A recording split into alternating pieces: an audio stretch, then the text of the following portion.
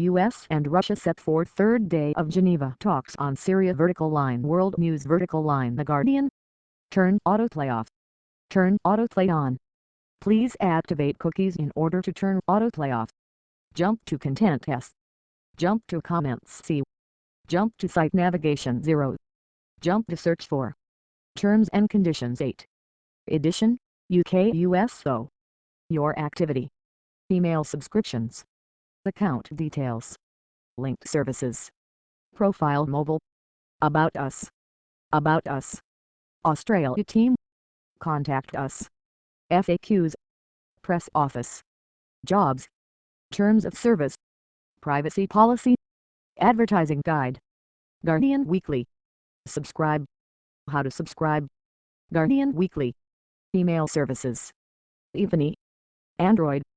.gsc Control CSE width 25 rem exclamation point important padding 0 float right input.gsc search button background color number sign PDDDD border color number sign PDDDD input.gsc search button hover background color number 999 border color number 999 news world sport comment culture business, environment, science, travel, technology, life and style, data, TV, video, news, world news, Syria, U.S. and Russia set for third day of Geneva talks on Syria. John Kerry and Sergei Lavrov indicate progress but deal to dispose of Syrian chemical weapons and avoid strikes is elusive. Share. Tweet this. Email. Dan Roberts in Washington. The Guardian, Saturday, September 14, 2013 08.1280 EST. Jump to comments. Link to video. Syria, John Kerry and Sergei Lavrov talk a prospect of peaceful solution.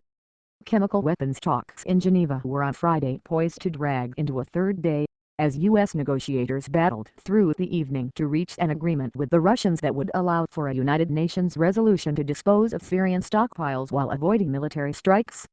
One senior U.S. official told The Guardian they expected Secretary of State John Kerry and his Russian counterpart, Sergei Lavrov, to hold a joint press conference over the weekend, to announce what progress had been achieved on their plan to destroy Syria's chemical weapons, but added that it was still too early to be certain whether a satisfactory deal would be reached.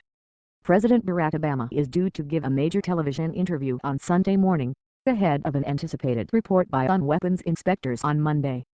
The Obama administration is under intense domestic political pressure to show progress with the Russians, after so far failing to secure congressional support for unilateral U.S. military strikes. The Undersecretary General, Ban Ki-moon, let slip on Friday that there would be an overwhelming report showing chemical weapons were used in Damascus on August 21. He also said President Bashar al-Assad of Syria had committed many crimes against humanity. But even in the face of such a report, the Russians are highly reluctant to agree to a resolution threatening Assad with military strikes if he does not hand over his weapons. Senior U.S. officials told the Associated Press on Friday evening that Obama would be open to a resolution that did not contain the threat of military force, and said negotiations in Geneva were a pivotal point. This echoed remarks by Kerry, who would only say force might be needed if Syria did not comply. Earlier on Friday, Russia and the U.S. also announced efforts to revive a stalled international process to seek a longer-term solution to the Syrian civil war, although these wider talks will only take place if negotiations aimed at securing Syria's chemical weapons prove successful. Kerry and Lavrov met the UN envoy Lakhdar Brahimi on the sidelines of their summit in Geneva, and pledged to try to restart a stalled international peace process later this month.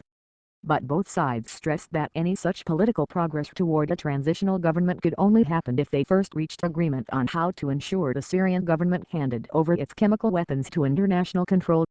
Any decision to restart peace negotiations when they next meet at the UN General Assembly in New York would obviously depend on the capacity to have success here in the next day, hours, days, on the subject of the chemical weapons, said Kerry. I think we would both agree that we had constructive conversations regarding that, but those conversations are continuing and both of us want to get back to them now, he added, during brief comments to reporters on Friday morning. Lavrov was fractionally more upbeat on